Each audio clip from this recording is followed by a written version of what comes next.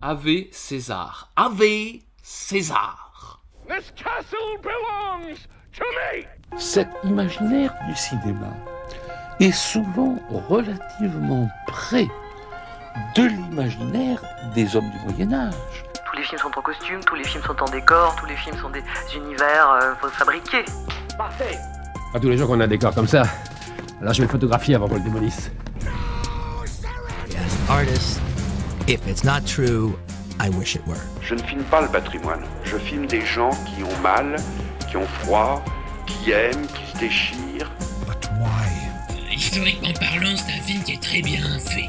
Mais cinématographiquement, c'est une merde. Jetez-moi ça, mais jetez-moi ça dans les douves. Bienvenue à vous qui nous rejoignez dans la douve. Aujourd'hui, pas de château fort, on va plutôt causer fortification romaine, qu'elle soit en bois comme celle des camps que nous allons parcourir, ou en pierre comme un certain mur d'Adrien qui est évoqué au cinéma à travers plusieurs films. Pour m'accompagner, j'ai avec moi mes deux collaborateurs habituels, donc Pierre Udren. Salut. Et Édouard Fabier. Bonjour. Voilà, aujourd'hui on va causer un peu Mur d'Adrien, on va causer conquête romaine en Grande-Bretagne. On avait prévu au départ de ne faire qu'un seul podcast pour cette émission. Et petit à petit, c'est amené un découpage dont je vais laisser mon ami Pierre parler en présentant les 4 films dont il sera sujet au cours de ces émissions. Oui, alors 4 films pour finalement 2 podcasts, c'est-à-dire qu'au départ, on est parti de l'envie d'analyser un film qui s'appelle L'Aigle de la 9e Légion, qui est sorti en 2011, réalisé par Kevin MacDonald, qui parle de la disparition du coup de la 9e Légion au nord du mur d'Adrien, autour du 1er siècle.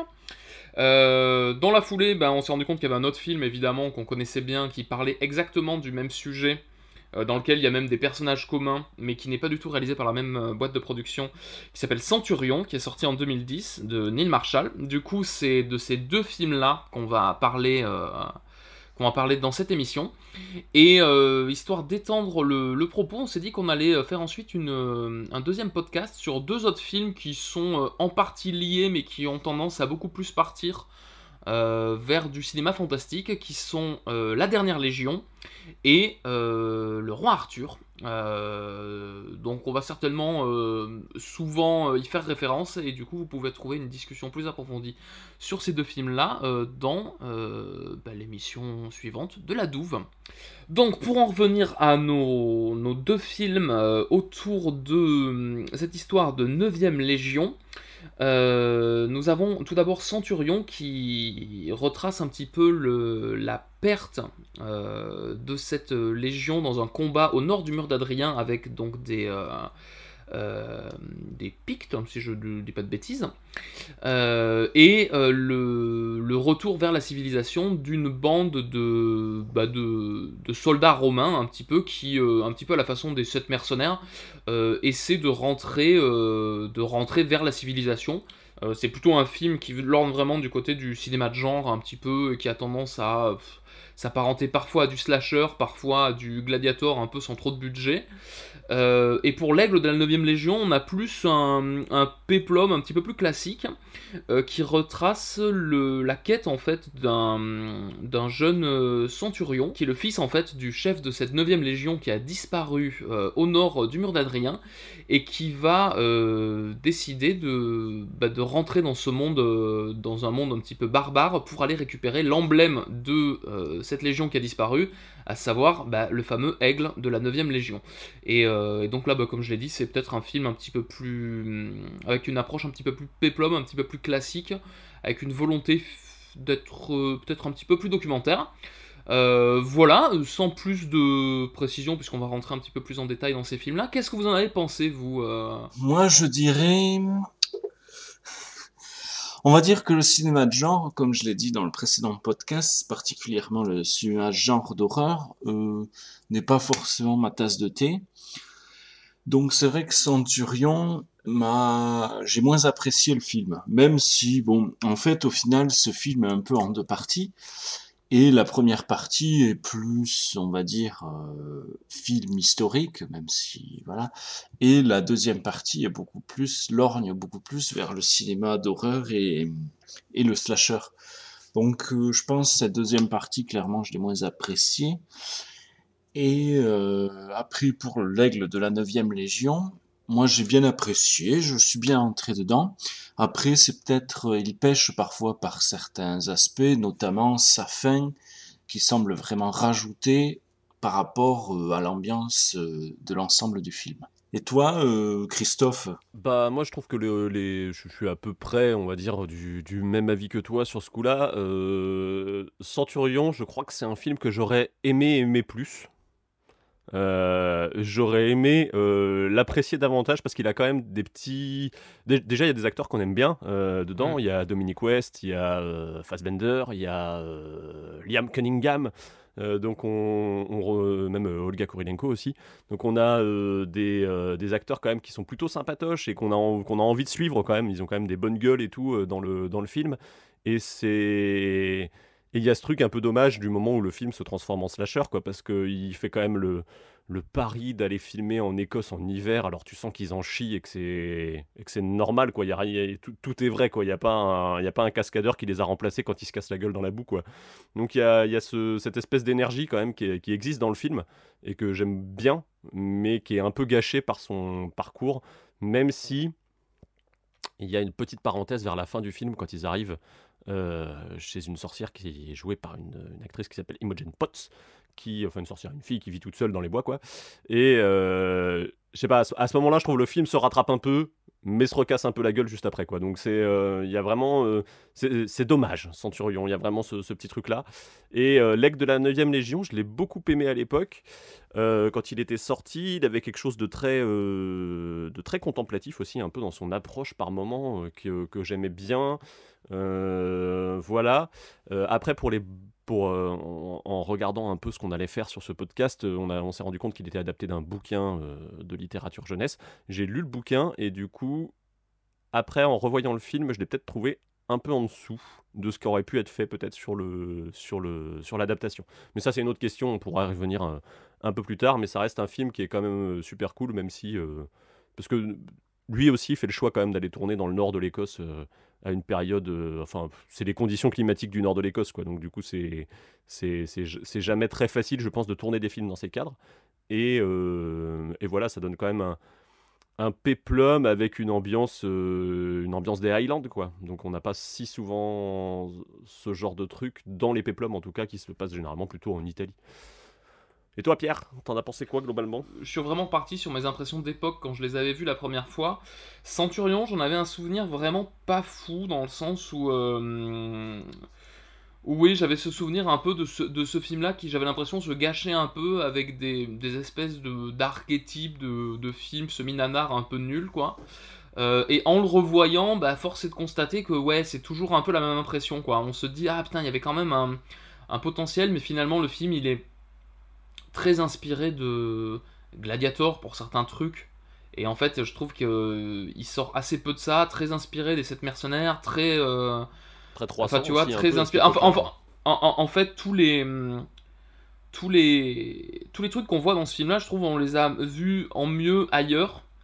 Et la petite affection que j'ai pour ce film, en fait, elle est peut-être venue en préparant l'émission, où c'est que j'ai visionné pas mal d'images de making-of et où on voit vraiment l'équipe en train de douiller dans la campagne écossaise avec un temps de merde, et là du coup forcément t'as une empathie, puis tu te dis quand même c'est quand même chouette de tourner un péplum. Je pense qu'il a un peu pour lui le problème d'avoir peut-être pas assez d'argent pour être à la hauteur de ses ambitions, d'avoir un scénario qui est pas foufou, d'avoir une production qui est assez courte. Tu sens que c'est un film qui a été fait très vite, et je trouve que tout ça on le ressent, quoi. Donc petit Centurion pas foufou, quoi. Et l'Aigle de la 9e Légion, j'en avais un souvenir un peu sympatoche. C'est-à-dire vraiment film pas mal, mais avec des trucs un peu bizarres. Je pense qu'Edouard a parlé de la fin.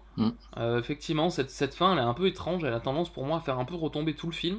Après, c'est quand même un film que je trouve très très bien réalisé, avec beaucoup de parti pris.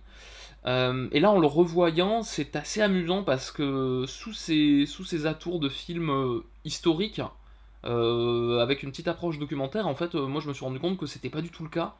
Et là, on a des choses qui m'intéressent, c'est-à-dire des partis pris de réalisation, des volontés scénaristiques. Il y a tout un truc d'adaptation aussi qui rend ce film-là intéressant, mais je pense qu'on va en parler dans la suite. Ne me laissez pas déshonorer ma légion. S'il vous plaît, aidez-moi à reconquérir l'honneur de ma famille.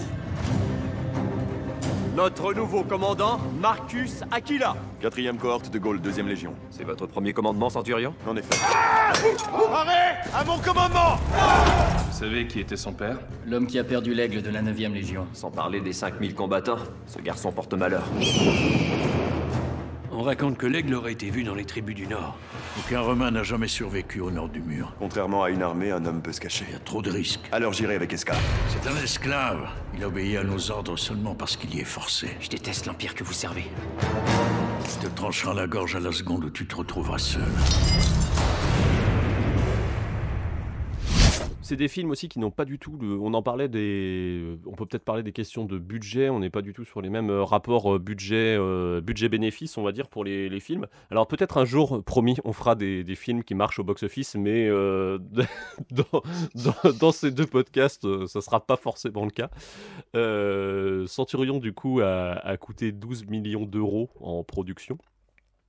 Et on a rapporté 6. L'Aigle de la 9e Légion s'en tire un peu mieux avec 25 millions investis, alors du coup en dollars, et 38 récupérés. Voilà, l'Aigle de la 9e Légion rentre dans ses frais avec un petit bonus, je pense. Centurion se vautre pour des raisons assez évidentes quand on voit le film, je pense, au box-office. Mais je pense aussi dans sa promotion, et là je l'annonce directement parce que c'est moi qui vais mettre les extraits de films pendant l'émission. Je pense qu'il n'y a pas non plus la même ambition de distribution, c'est-à-dire que l'Aigle de la 9e Légion, tu vois, je vais avoir des bandes annonces en français, le film a été bien traduit et tout.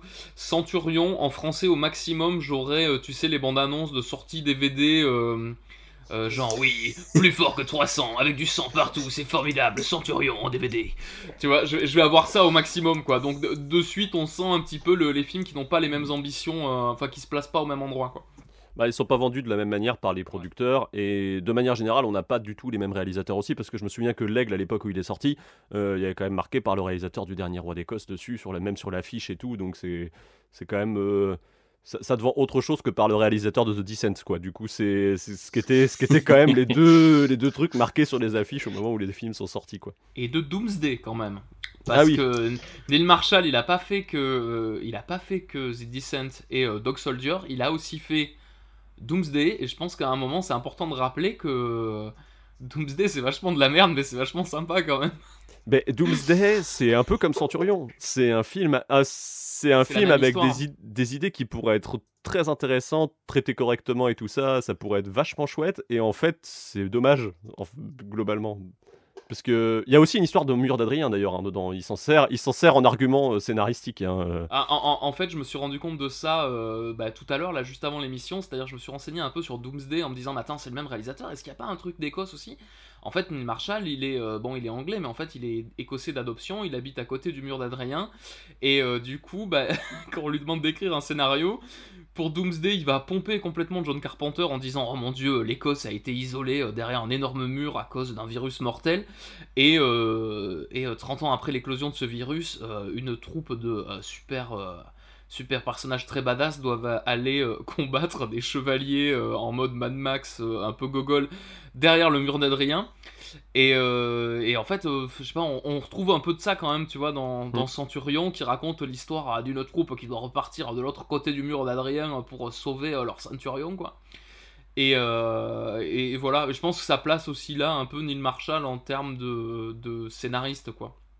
Oui, et puis Neil Marshall, on peut le dire, parce que ça c'est une référence qui parlera aux gens, quand il fait Centurion, même quand il fait Doomsday, il s'inscrit... il commence à s'inscrire dans un truc qu'on va lui demander par la suite, qui est de venir réaliser les épisodes de série où on aimerait faire genre qu'on a beaucoup de thunes mais on n'en a pas beaucoup. Ça sera valable pour les épisodes de bataille de Game of Thrones en saison 2 et en saison 4, donc bataille de la Nera et bataille du mur. Encore une histoire de mur pour Neil Marshall. et du coup, ça va aussi être le cas pour Black Sails et Westworld. Donc du coup, ils vont aller le toper en disant on aimerait bien avoir une bataille, on n'a pas beaucoup de thunes, allez viens, toi tu sais faire semblant quoi. Voilà. C'est ça, ouais. Il a ça pour lui, à défaut d'être exceptionnel comme réalisateur, il est assez souvent très efficace. Quoi. Et puis, il s'inscrit souvent aussi dans les logiques de ces chaînes, puisque c'est produit par Starz et HBO à chaque fois, de ces chaînes câblées qui veulent que ça gicle un peu, qu'il y ait de la tête coupée, des trucs comme ça, pour dire nous, on est en câblé, on est violent. Et Neil Marshall fait très bien ça dans Centurion. Centurion Diaz, il y a tes blessures. C'est au combat que se trouve ma place, général. La 9e Légion pénètre en terre barbare. Embuscade! Bouclier! Maintenez la formation! Un ennemi sans pitié. Un général capturé. Je sais où ils ont emmené le général. Jetez vos armures, nous devons nous alléger. 7 survivants, 7 soldats, 7 guerriers vont livrer leur ultime combat. Après 300. Le nouveau choc épique et barbare. Attendez quoi? Je suis un soldat de Rome! Je ne parlerai pas! Centurion, mercredi en Blu-ray, DVD et VOD. Et puis Kevin MacDonald, on va peut-être parler un peu de lui aussi, le réalisateur de l'Aigle. Bah oui. En dehors du Dernier Roi d'Écosse, que moi je n'ai pas vu, donc du coup je n'ai aucun. Le Dernier Roi d'Écosse, c'est pas mal, c'est adapté d'un bouquin, et en fait c'est un réalisateur qui a un petit peu plus la carte, Kevin MacDonald, sans être non plus. Alors attends, j'essaie de retrouver sa fiche Wikipédia, hein. Clairement on est dans le podcast préparé avec le cul. Et il est écossais, du coup il y a ça qu'il faut dire. Donc là aussi il joue un petit peu à domicile. Son film le plus connu c'est effectivement Le Dernier Roi d'Écosse, pour lequel il a eu un Oscar si je dis pas de bêtises. Il a un petit peu ce côté-là de mec qui réalise des films à quand même un certain budget, adapté de bouquins, avec un côté un petit peu luxueux. Il sait manier il sait en tout cas s'entourer d'équipes de tournage qui font un peu. Il arrive à retranscrire ses partis pris dans le choix des caméramans, des cadreurs de la photo et tout ça quoi. Donc. C'est ça, c'est un bon réalisateur quoi. Il a quand même des partis pris qui sont efficaces dans la plupart de ses films. Et là, je pense que L'Aigle de la 9e Légion, c'est complètement ça quoi. C'est un film qui vraiment est bâti autour d'un certain nombre d'idées qui sont effectuées de façon très intelligente en fait. C'est ça qui m'a surpris, moi, c'est à quel point ce film-là avait avait beaucoup de liberté de création et vraiment une volonté de créer un univers. Et il se donnait les moyens en utilisant des techniques qui sont quand même assez efficaces. Je pense qu'à tout cet aspect documentaire, je vais mettre documentaire entre guillemets vraiment, parce que Kevin MacDonald, c'est quelqu'un qui a fait du documentaire. Mais là du coup il va utiliser un peu cet outil, parce qu'ici c'est vraiment un outil pour essayer de nous donner l'impression que ce monde romain qu'il représente il est très réaliste, alors qu'en fait on va le voir, et nous on l'a vu un petit peu en épluchant le film, pas tant que ça quoi. Et là je trouve qu'il y a vraiment une volonté d'utiliser la technique et le style au service d'une idée en fait, et d'une volonté d'immersion peut-être du spectateur aussi un petit peu. Et du coup, sans trop de transition, puisqu'on a parlé un peu des réalisateurs, des films et de cette volonté de s'inscrire dans de l'histoire, on va passer la parole à Edouard pour le petit point histo de ces pitchs de départ de film. Avec Centurion, nous sommes en 117 après Jésus-Christ, et nous sommes sous le règne d'Adrien, l'empereur Adrien, qui est donc célèbre pour son mur. Après, avec l'Aigle de la 9e Légion, nous sommes bien plus tard. Nous sommes en 140 après Jésus-Christ. C'est le début du 3e consulat d'Antonin le Pieux et le premier de Marc Aurèle. Donc Antonin est également célèbre pour son mur. Par contre, Marc Aurèle, célèbre empereur philosophe, que vous avez pu notamment entendre dans le fameux Gladiator.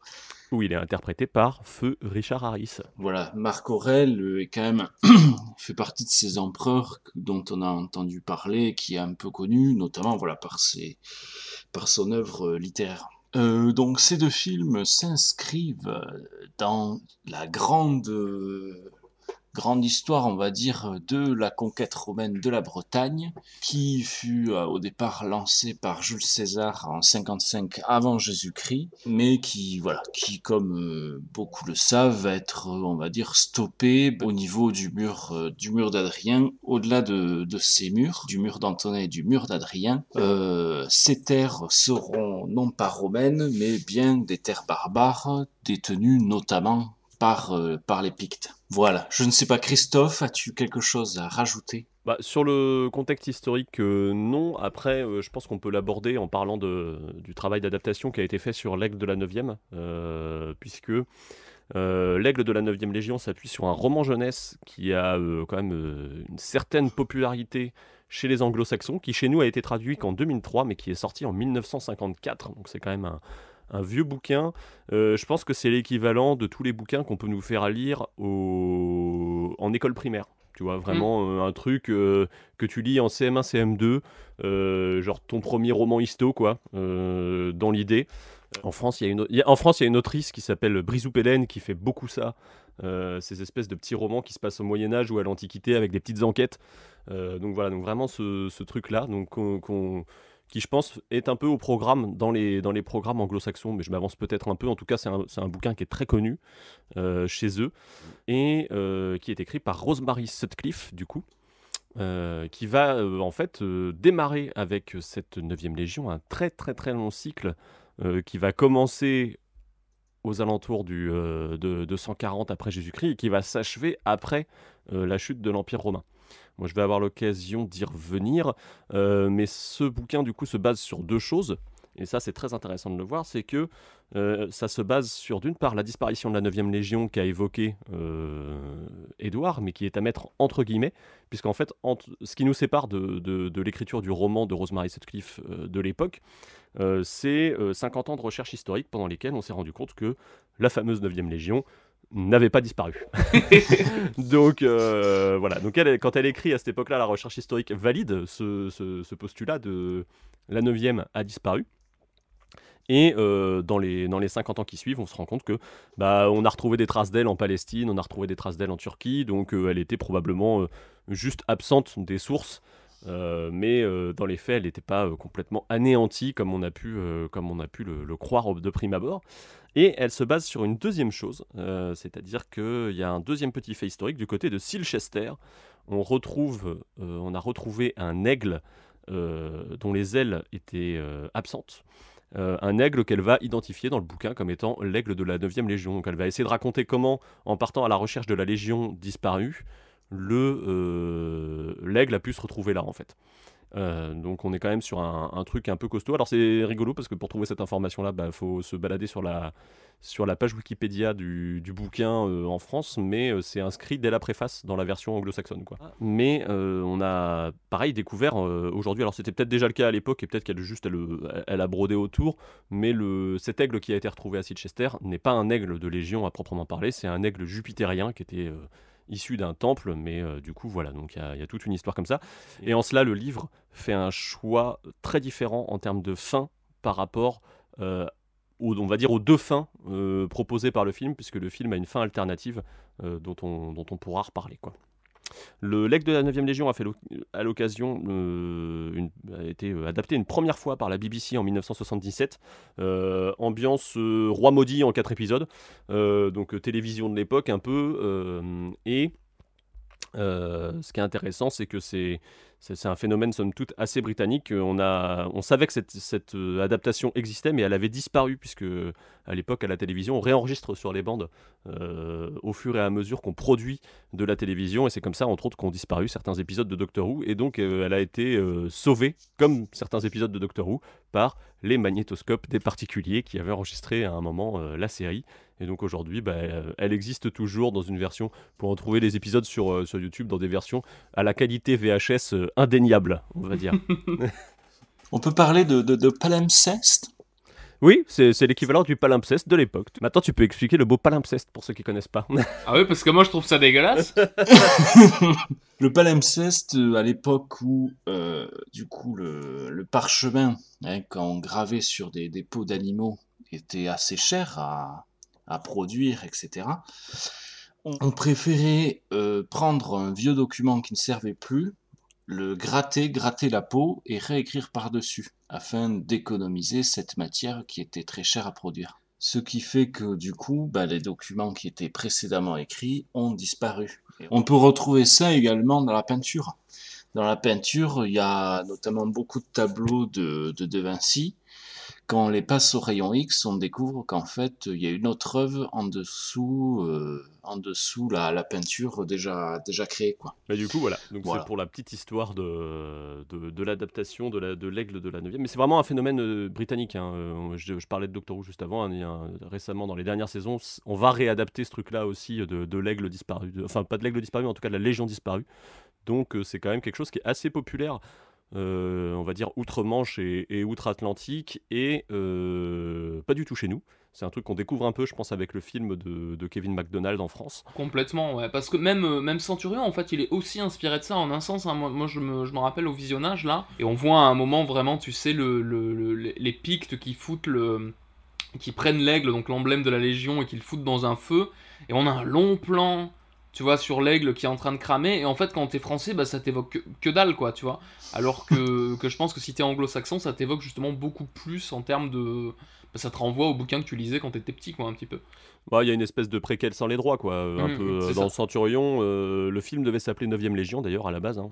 Et je pense que c'est la mise en chantier, à mon avis, de la véritable adaptation à côté, derrière, qui a peut-être remanié le titre du film derrière pour finir sur Centurion, quoi. Et on sent peut-être aussi, il y a une explication avec ça, peut-être de ce côté très film fait à la va-vite, un petit peu casse Centurion. C'est peut-être certainement que, en fait, voyant qu'il y avait une deuxième production d'un film avec le même sujet qui est arrivé, Centurion, ils se sont dit, vu que nous on n'est pas adapté de façon officielle, il vaut mieux qu'on essaie de sortir en premier, quoi.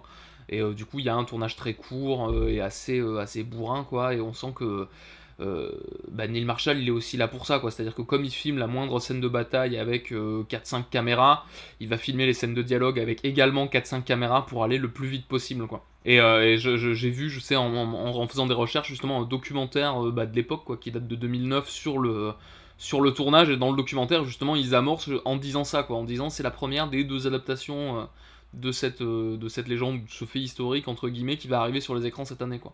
Donc directement, on met ces 2 films-là en opposition, en fait. Sachant que ces 2 films qui ont des tournages pas du tout... Le tournage de l'Aigle est beaucoup plus conséquent, puisqu'il commence... le tournage de Centurion, c'est genre février-mars, torché en 7 semaines, quoi.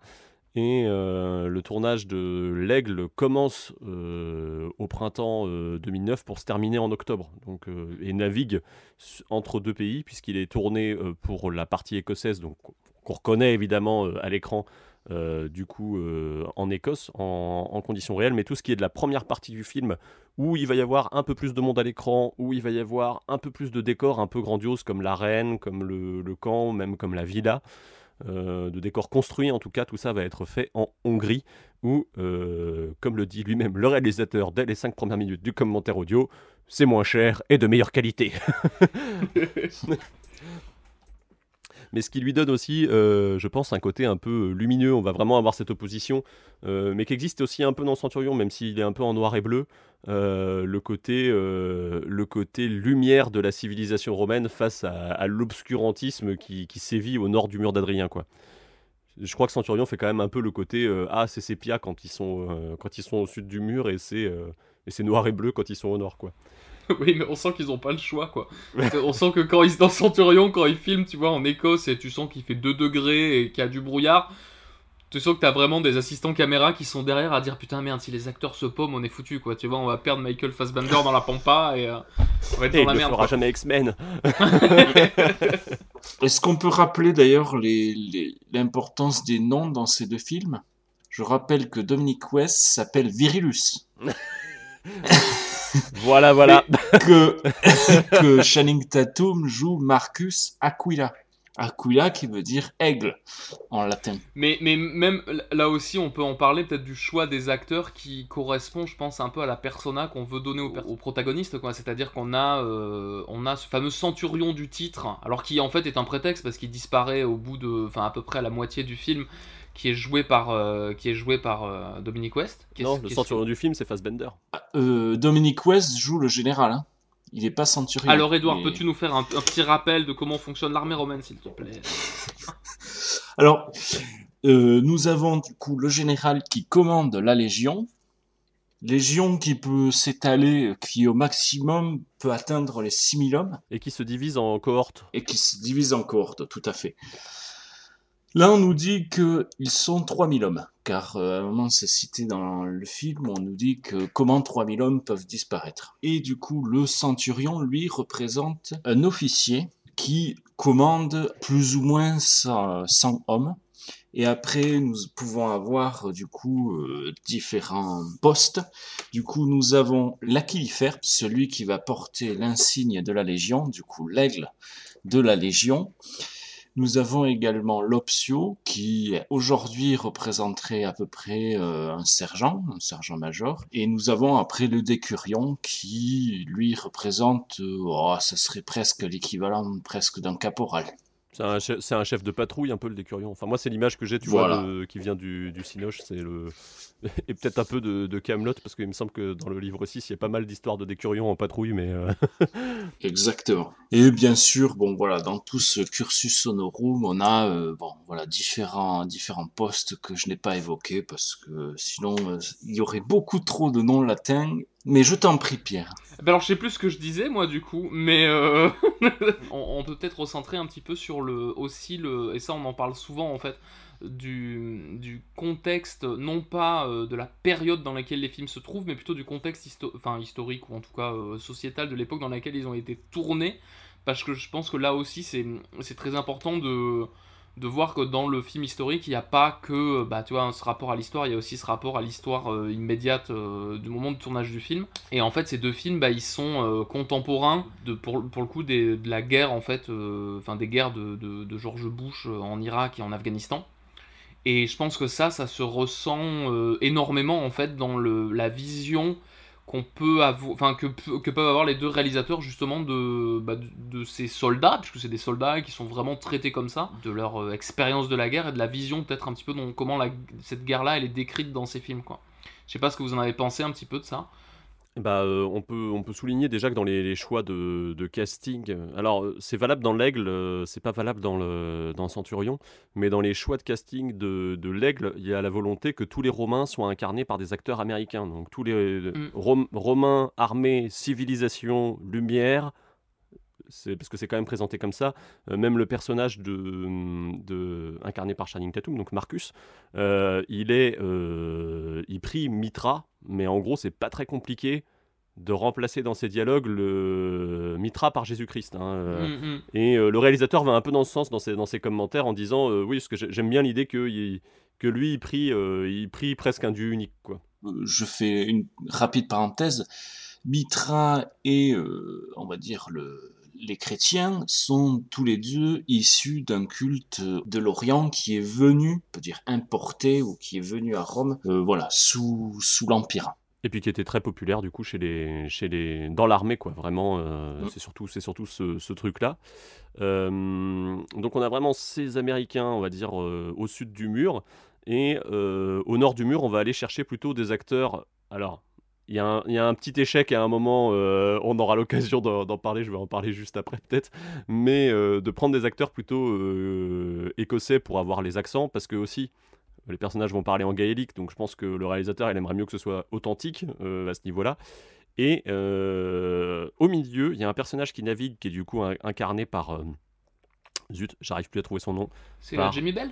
Ouais, par Jamie Bell. Et Jamie Bell, du coup, va incarner un esclave brigante, du coup, qui est le dernier de sa tribu, un peu, et qui va être...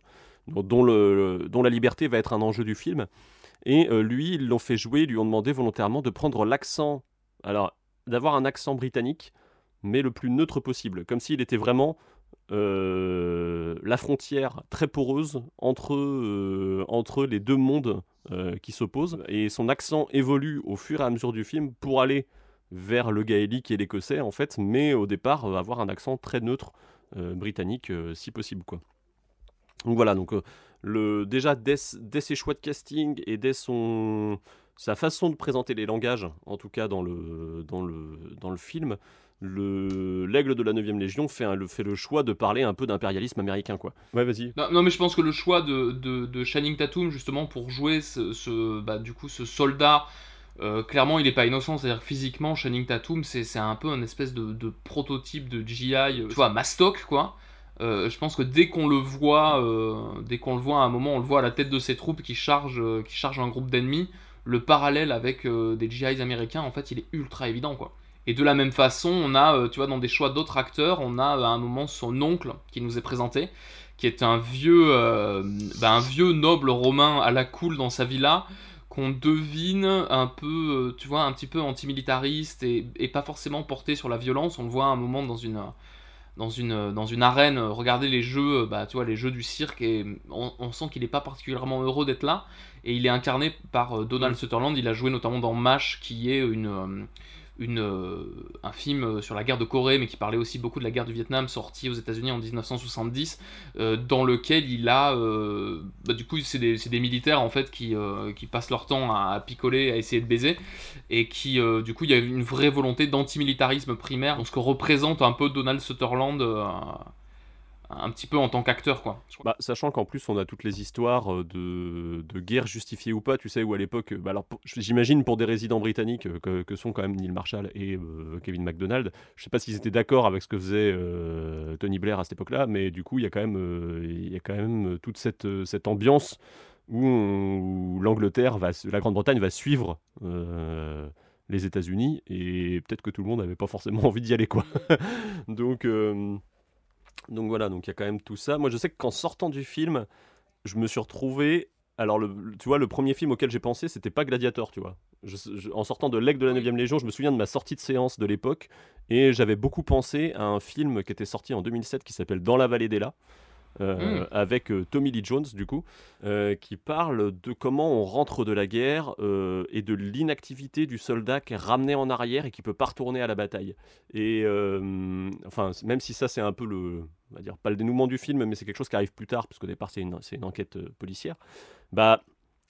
Ouais, c'est ce truc-là, moi, qui ressortait vraiment, c'était Channing Tatum incarnait lui aussi ce truc-là. Donc je pense que c'était quelque chose qui était prégnant dans le cinéma de ces années-là, qu'on allait retrouver un peu partout. Moi, je sais pas ce que vous en avez pensé, vous, de votre côté, mais moi, je sais que je suis sorti avec cette impression-là, quoi. Je pense que c'est une figure, cette figure, alors pour le coup, qui est très présente dans le cinéma américain, c'est la figure du vétéran, en fait, et on a eu beaucoup de films qui traitaient de ça, notamment après la guerre du Vietnam. Je pense à, tu vois, Né un 4 juillet d'Oliver Stone, ou même The Deer Hunter de Michael Cimino, où tu as cette volonté de parler de ces mecs-là qui ont vécu la guerre et qui se retrouvent chez eux, et clairement leur pays, tu vois, a un regard un peu bizarre sur eux. En même temps, ils sont très respectés, mais ils finissent un peu clodo à devoir se démerder comme ils peuvent. Mais même Rambo parle de ça, tu vois, pour parler de films un petit peu plus blockbuster, quoi. Et je pense que là, il y a un retour de ces figures-là avec l'arrivée d'une nouvelle guerre, en fait, dans l'histoire américaine, quoi. Les vétérans des guerres en Afghanistan et en Irak, effectivement, c'est des mecs qui... tu vois, qui rentrent chez eux, et il y a une... Et puis c'est des mecs qui ont 20 ans, quoi. Tu vois, il y a cette idée-là, c'est pas des vétérans... souvent, le vétéran du Vietnam, dans les films américains, il va être plutôt âgé, ou incarné par des acteurs âgés. Et là, il y a l'idée vraiment de se dire quelle est la jeunesse qu'on a gâchée en envoyant les gens là-bas, un peu, quoi. Après, c'est aussi une jeunesse qui se rêve une gloire, quoi. Ah, tout à fait. C'est qui pensent qu'ils sont là pour une guerre juste, et qui vont se couvrir de gloire, et qu'ils vont faire le bien. Alors que, comme dans l'aigle de la 9e Légion, la fin le montre, finalement, est-ce qu'ils ne sont pas seulement gouvernés par le pouvoir politique et l'argent, quoi.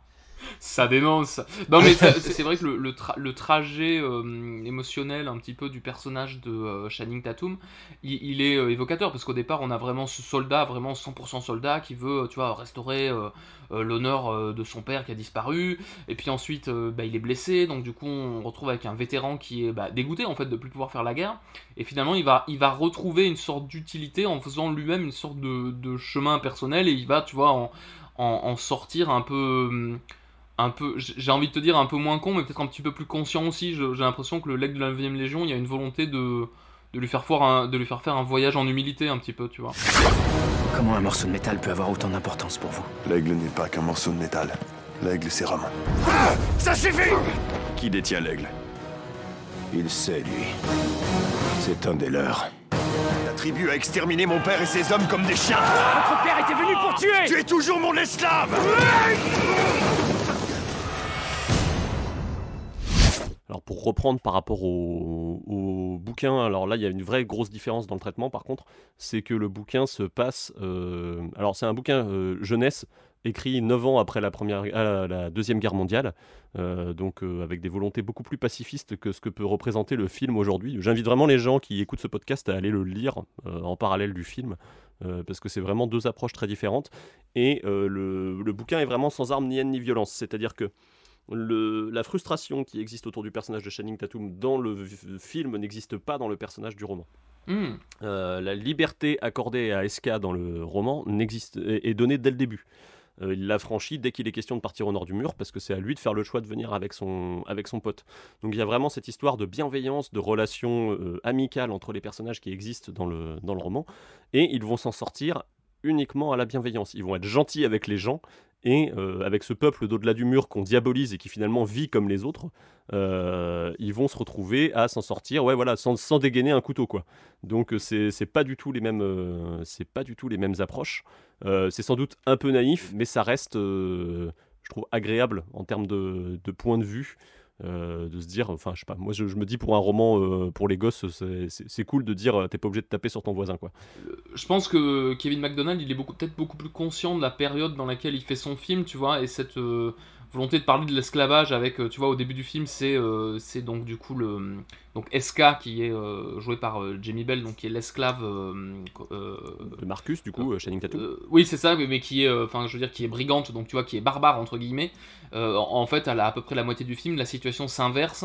Il y a aussi là une volonté peut-être du réalisateur de dire, essayons d'être conscients de ce qu'on fait peut-être. Et là aussi, tu vois, il parle clairement de, je pense, d'impérialisme américain, de choses comme ça, quoi. Bah après, le choix est fait dès le titre, je pense, sur l'adaptation, c'est-à-dire qu'ils ont viré de la 9e Légion pour ne garder que l'aigle.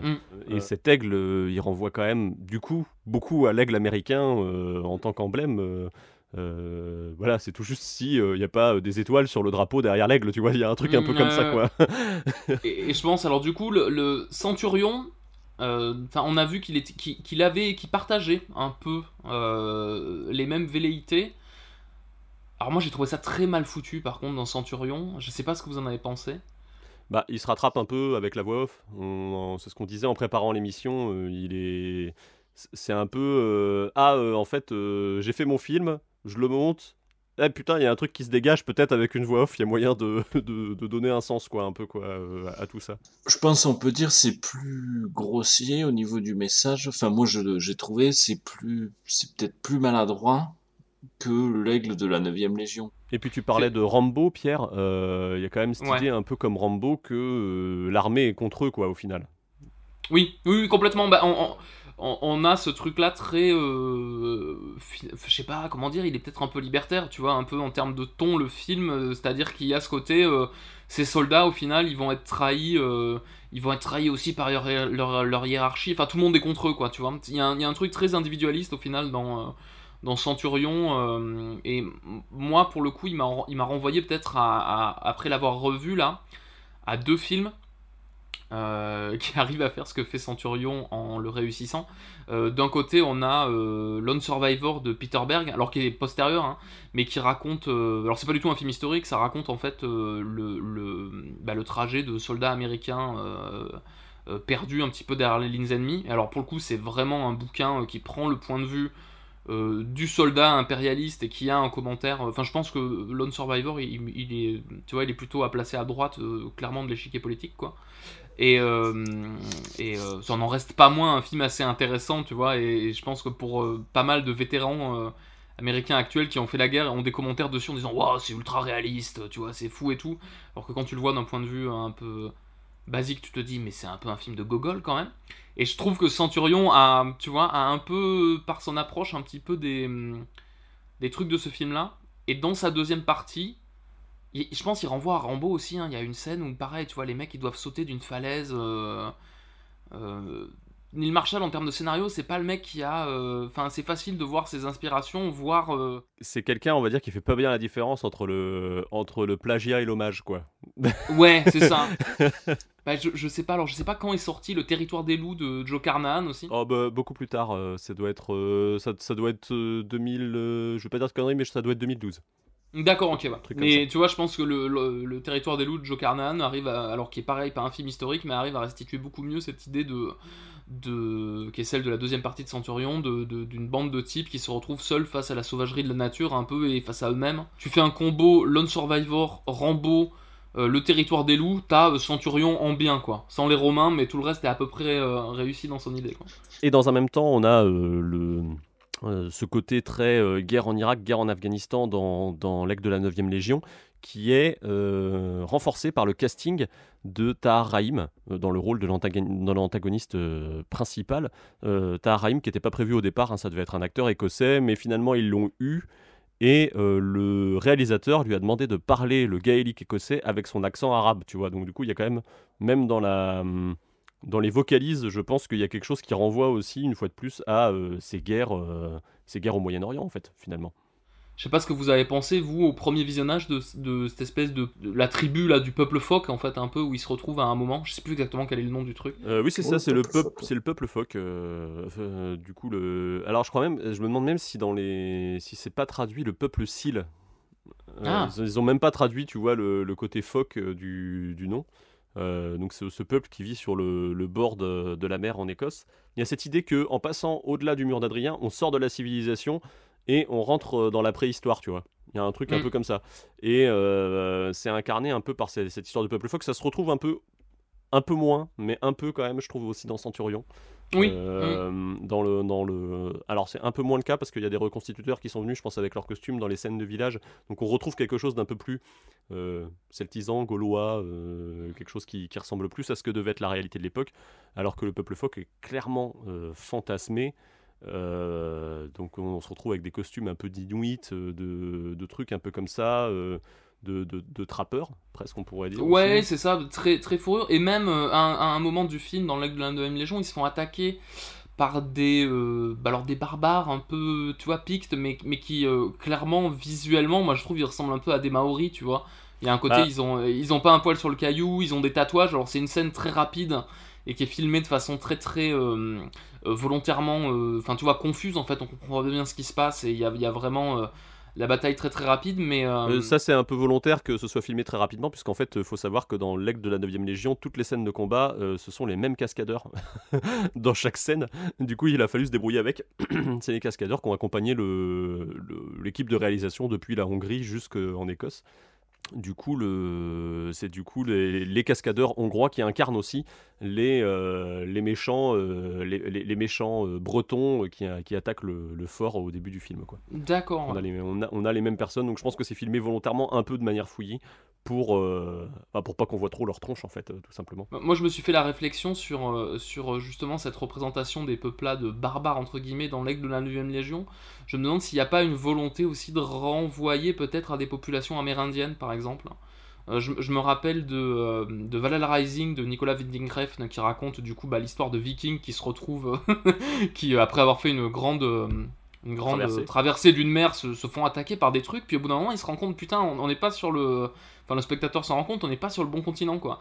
Et en fait la révélation de ces personnages, du coup, qui sont, tu vois, des Amérindiens, elle est exactement la même que celle du peuple phoque, tu vois, dans ce film-là. Et ça, je me demande, mais alors je sais pas à quel degré c'est de la branlette de ma part, tu vois, de dire est-ce que Kevin MacDonald il a pas voulu faire ce truc-là pour parler aussi d'impérialisme, tu vois, à un sens plus large, quoi, tu vois. Alors je sais pas, parce que du coup c'est marrant, en ayant maté du coup le film avec le commentaire audio, le réalisateur est très technique, donc je sais pas, il ne parle absolument pas d'impérialisme américain, lui, quand il parle du film.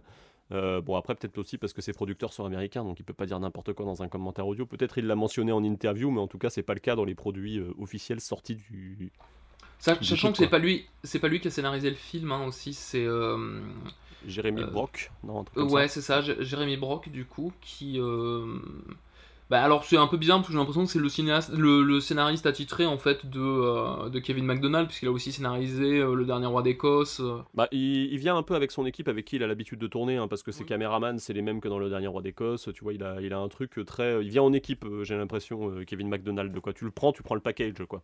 Directeur photo, tout ça, quoi. Mais justement, son directeur photo, il est assez intéressant parce que je pense que c'est lui aussi qui volontairement amène ce côté très documentaire, c'est Anthony Dodd Mantle, qui va filmer du petit détail dans un coin, et je trouve que ça donne à tout ce film-là une espèce de patte réaliste, mais qui est clairement, en fait, qui est ultra volontaire de la part du réalisateur, quoi. Il nous dit, je vais vous faire avaler certains trucs, et pour ça, je vais faire genre ce que je fais un peu documentaire, alors que pas tant que ça, quoi. Je trouve qu'en termes de représentation visuelle des légionnaires, en fait, Centurion, il est à peu près correct, tu vois, contrairement aux apparences, quoi. Et Centurion, ils utilisent des vrais reconstituteurs aussi à certains moments. Oui, bah Centurion, il prend un peu tout ce qu'il peut en termes de... le ratio budget ce qu'on voit, quoi. On est tout au maximum, quoi. Si tu débordes sur la droite, il y a un parking, quoi, tu vois, c'est... Quand tu vois le making-of, en fait, tu te rends compte que leur légion, qui est censée faire 3000 hommes, ils l'ont clairement tourné avec 50 mecs, quoi, tu vois. Donc ils ont des uniformes faits pour 50 légionnaires, ils s'en servent pour reconstituer... cette espèce de bataille qu'on voit au début, où donc il y a des boules enflammées qui sont lancées sur des légionnaires, et là on sent que justement Neil Marshall il fait merveille parce que il arrive vraiment à te faire croire qu'il y a peut-être pas 3000 mecs, mais en tout cas qu'il y en a un certain nombre, quoi. D'ailleurs, la bataille dans la forêt avec les boules de feu est clairement inspirée de la bataille de Teutoburg. Oui. Lorsque Varus a perdu ses légions en Germanie, sous le règne de l'empereur Auguste. Qui est reconnu comme étant peut-être une des rares batailles décisives de l'histoire de l'humanité. C'est-à-dire où tout s'est joué sur une bataille et où vraiment il y a eu une différence entre l'avant et l'après, quoi. Cette bataille va être, on va dire, le socle de l'histoire militaire allemande dans sa stratégie. Mais on peut en parler, c'est rigolo parce qu'aujourd'hui il y a un espèce d'aller-retour. En fait, on a commencé avec Gladiator qui s'inspirait probablement de la bataille de Teutoburg, mais retourné puisque les Romains gagnent, quoi. Gladiator, Ridley Scott imprime sa patte visuellement, ce qui fait que toutes les batailles avec des Romains dans des sapins, après ça va ressembler à la même chose. Aujourd'hui, même ça inspire, on peut en toucher deux mots, hein. Je pense que, je sais pas si Edouard l'a regardé, toi je sais que tu as vu le premier épisode, Pierre, mais la série Barbare va dans ce sens-là, en reprenant Gladiator, et du coup ça fait une espèce de boucle temporelle de cinéma. Et voilà. Mais ce qui est intéressant aussi par rapport à Barbare, c'est qu'on va retrouver le motif de l'aigle volé, qui je pense doit sa popularité en tant que motif fictionnel et scénaristique à l'aigle de la 9e Légion et aujourd'hui à ses adaptations, oui. D'ailleurs, pour reprendre juste, je vais refaire une parenthèse militaire. La bataille de Gladiator reprend en fait juste point par point la stratégie de l'armée américaine lorsqu'elle attaque, par exemple, une province, un lieu. C'est-à-dire, on a d'abord la préparation d'artillerie, puis la cavalerie où les chars arrivent, et puis l'infanterie ne vient qu'après pour, on va dire, nettoyer les derniers hommes. La stratégie romaine se repose beaucoup plus sur son infanterie lourde qu'est la Légion. C'était juste pour dire que en fait la stratégie de cette bataille de Gladiator, même ça ce n'est pas histo, malgré qu'elle a inspiré après de nombreux films de péplum. Ça n'est que du cinéma finalement. Exactement. Mais ça oui, effectivement, quand tu vois Centurion, la stratégie c'est pas ça, hein. C'est plus on envoie des grosses boules de feu sur des cascadeurs. Tu vois, avec les seuls costumes de Romains qu'on est arrivé à faire qui sont, tu vois, historiques jusqu'à un certain point. C'est-à-dire que j'ai l'impression que les costumes de Centurion sont ok, mais que par contre le contexte est pas bon. J'avais regardé un truc qu'on voit dans l'aigle de la 9e Légion. Là, tu vois, les mecs se déplacent sans leur pactage, par exemple.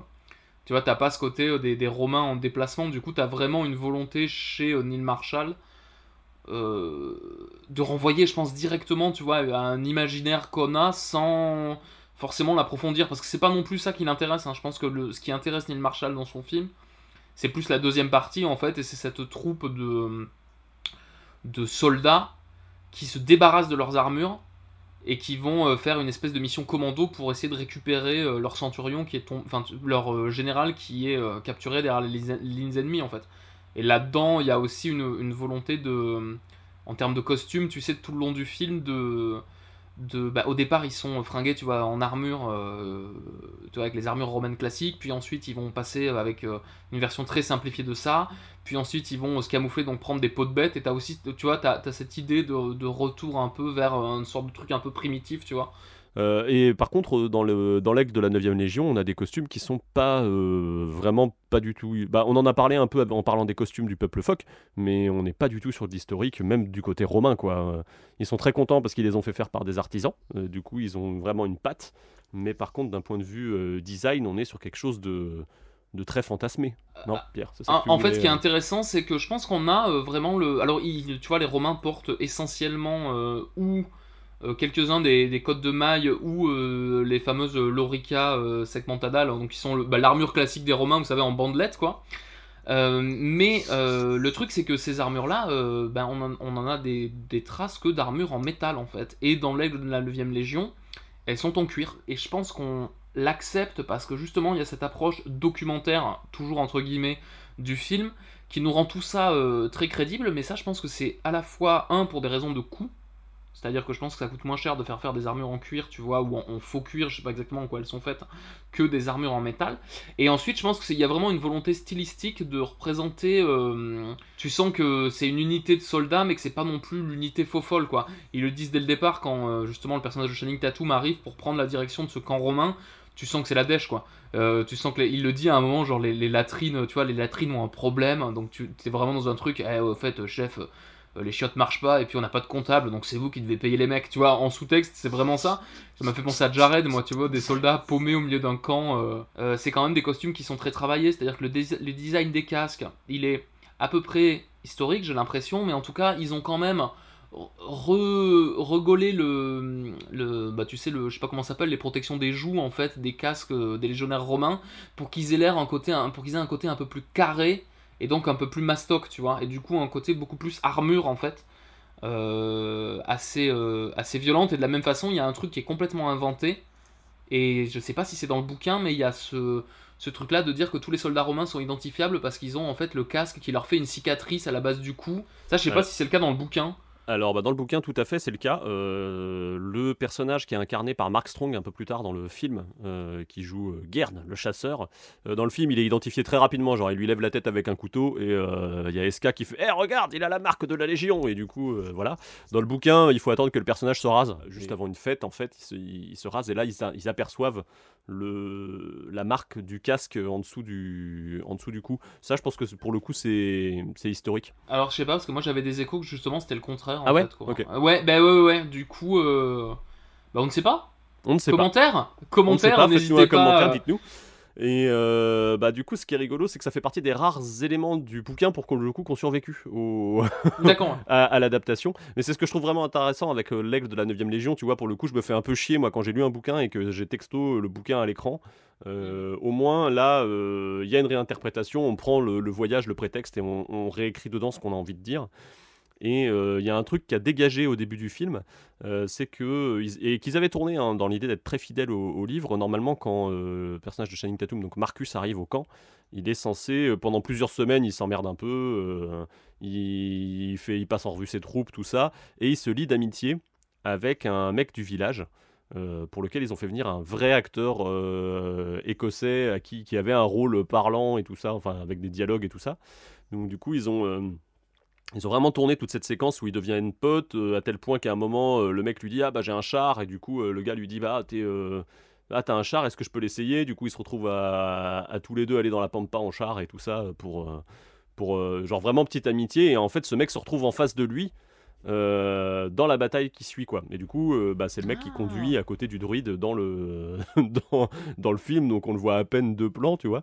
Et il y a toutes c'est marrant de montrer aussi à quel point le cinéma, c'est quand même une petite cuisine, quoi. Tu tournes généralement beaucoup plus que ce que tu gardes, et ça en fait partie, quoi. Je pense qu'il y a 10 minutes de film qu'on dégagé à ce moment. Oui, c'est ça, parce qu'il y a des enfin, tu vois, il y a une notion basique de rythme en termes de production. Si ton film il fait plus de 2 heures, tu peux pas programmer autant de séances de cinéma que tu veux, donc ça empêche le film d'être rentable. Donc du coup, enfin tu vois, il y a toute une faut garder ça en tête aussi, que le cinéma ça reste bah, tu vois, c'est un art qui doit passer par énormément d'étapes très artisanales et de construction d'un truc.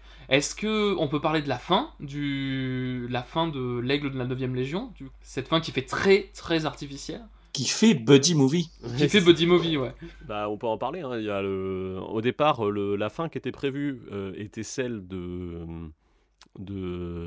celle prévue par le script était de mettre l'aigle à brûler avec ce qui reste de la 9e Légion à la fin du film. D'ailleurs, ça se sent un peu, hein, parce qu'on voit qu'il se passe l'aigle de main en main, on se dit, il va finir dans le bûcher, et puis en fait, non. Et en fait, c'était ça qui était prévu, c'était qu'il ramène pas l'aigle, et que finalement, quelque part, le parcours intérieur était peut-être plus important que le reste. Comme dans le bouquin, en fait.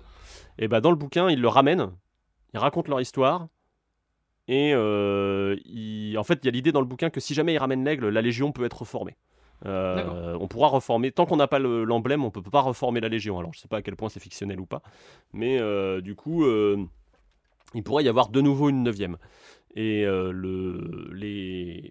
l'aigle, du coup, le récit de l'aigle de la 9e est ramené à Rome et présenté devant le Sénat, et on dit non, il n'y aura plus de 9e Légion. La défaite est accrochée à son étendard, donc il n'y aura plus de 9e Légion.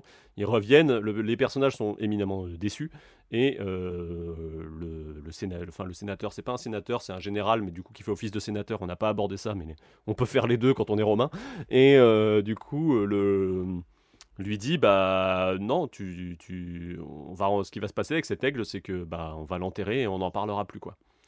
Et du coup c'est ce qui se passe, et c'est ce qui explique du coup la découverte de l'aigle du côté de Silchester, quoi, derrière. Donc on est sur une fin un peu différente, et les mecs finissent par, et les personnages l'acceptent plutôt bien en disant bon bah écoutez, ok, c'est comme ça. Et en fait, ce qu'on accorde à SK à la fin, ce n'est pas la liberté, c'est la citoyenneté romaine.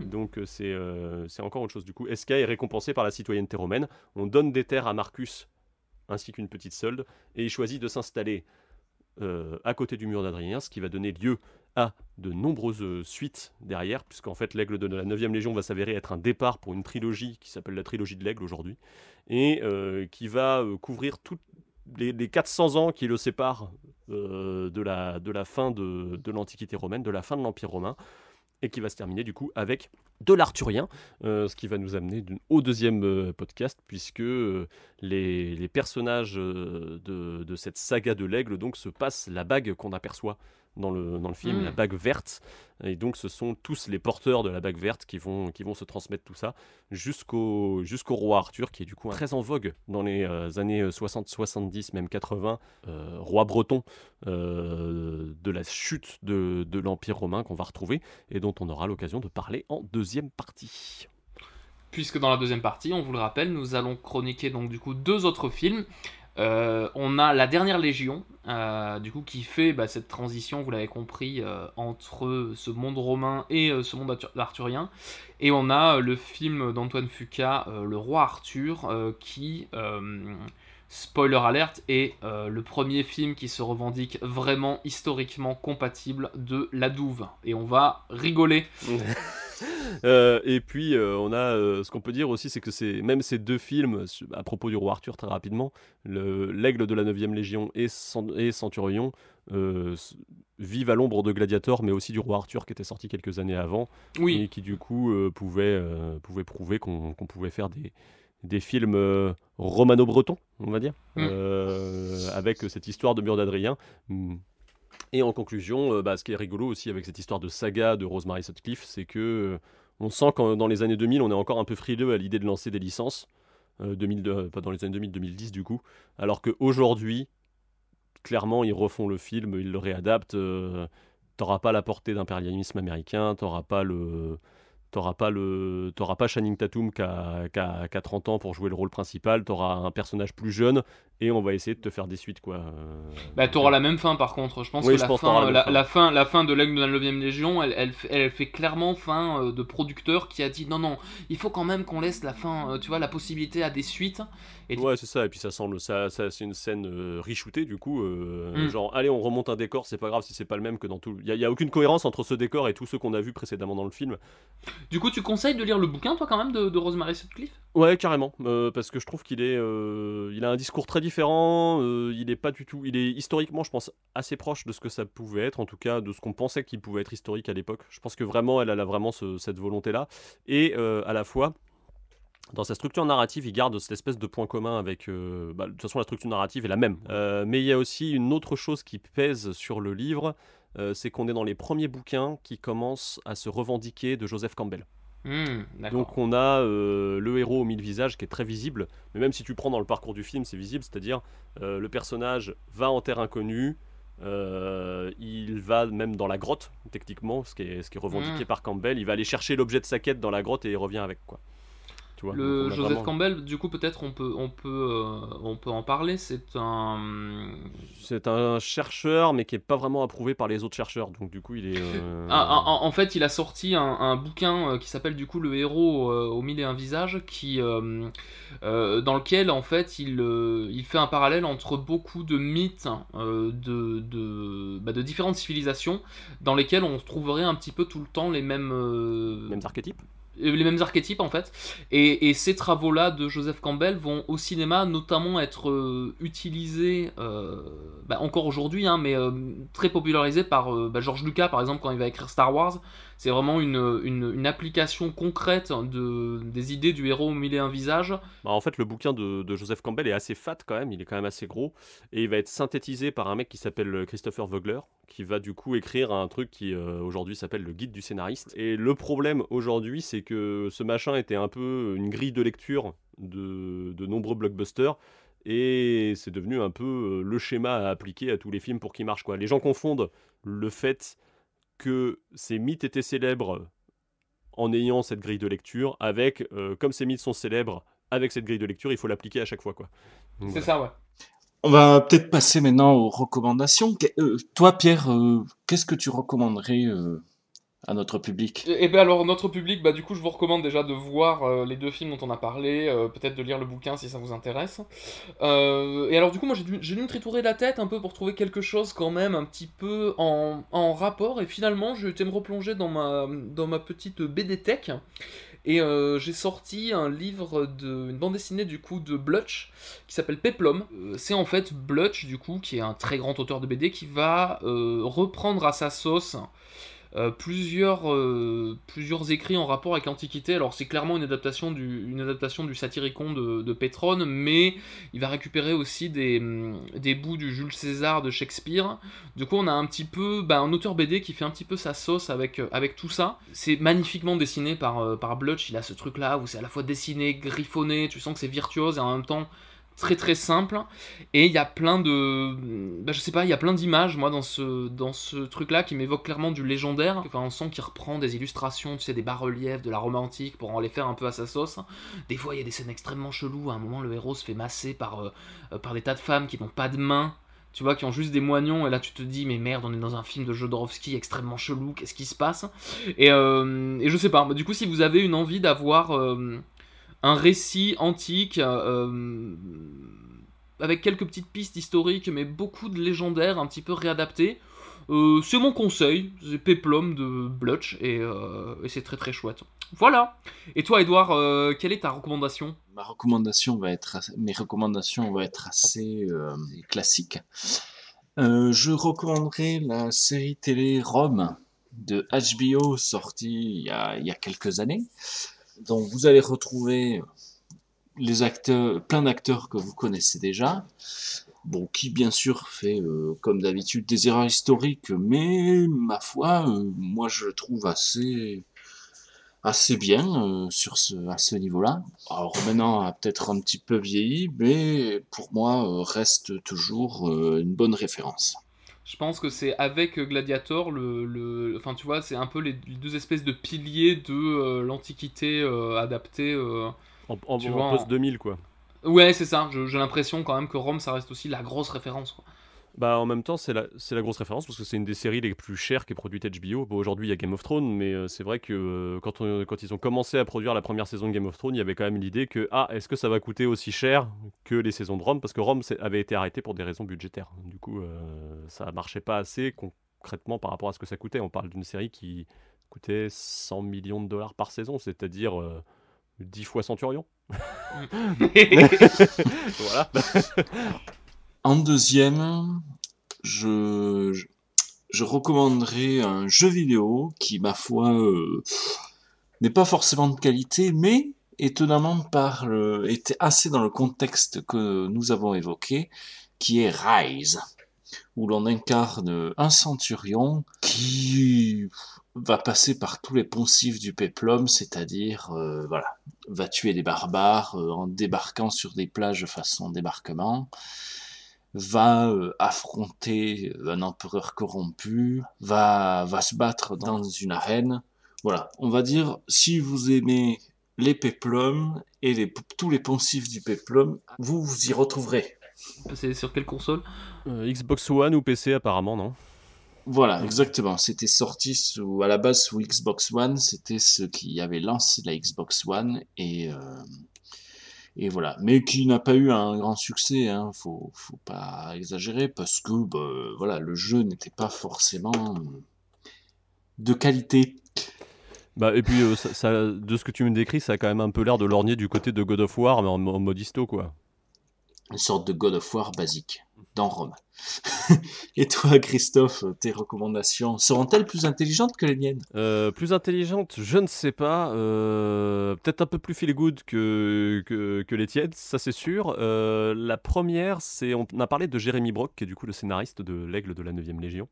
Il a réalisé un film dans sa vie, que j'ai vu, et que j'ai plutôt bien aimé, qui est un film qui s'appelle Leçon de conduite, où on va retrouver Ron Weasley, Rupert Grint à l'époque où il est tourné encore dans Harry Potter, et Julie Walters qui du coup est une grande actrice anglaise qui incarne pour le coup sa mère dans Harry Potter, qui incarne du coup Molly Weasley.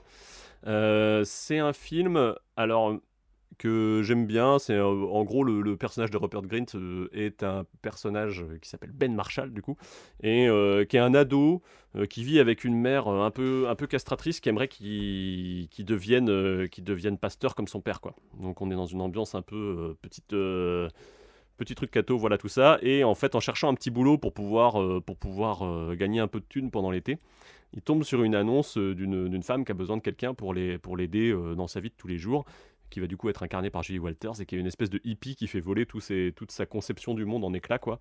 Et ça va passer notamment par le fait d'apprendre à conduire, quoi. Donc, mais alors, j'ai l'impression que ce n'est pas du tout un film historique, Christophe. Non, c'est pas du tout un film historique. Le qui comprend tout. Attendez, c'est avec des voitures, des vraies voitures, vous voulez dire ? Non, c'est pas du tout un film historique. Et c'est un film que je rapprocherais en termes de sentiments, qui m'a fait penser un peu au fils de Rambo. Je sais pas si vous avez vu ce film, du coup, avec ses ambiances. Je vis dans une communauté religieuse et j'essaye de m'en extirper par différents moyens, quoi. C'est un gamin qui voit le film Rambo et qui se dit je vais faire un film qui s'appelle Le Fils de Rambo. Et c'est très mignon, quoi. C'est une histoire d'enfance. On dérive là en fait finalement. Ouais. On fera une émission juste nos coups de cœur feel good, ouais. C'est ça. Et du coup, si vous voulez un truc feel good plus immédiat, on a parlé de Channing Tatum qui était danseur. Vous pouvez taper Channing Tatum lip sync dans votre YouTube. Et s'il vous a plu en jupette dans L'Aigle de la 9e Légion, vous pourrez le voir en robe en train d'incarner Elsa de la Reine des Neiges ou Beyoncé. Voilà. Eh bien, il nous reste plus qu'à vous remercier. N'oubliez pas de nous suivre pour le second épisode. Un grand merci à nos tipeurs qui nous aident à faire ce podcast. Et je tiens également à remercier Aurélie Passy et Clémence Salviani qui nous ont aidés de leur lumière et de leur expérience pour ce podcast. Merci à tous et au revoir. Salut! À bientôt dans La Douve.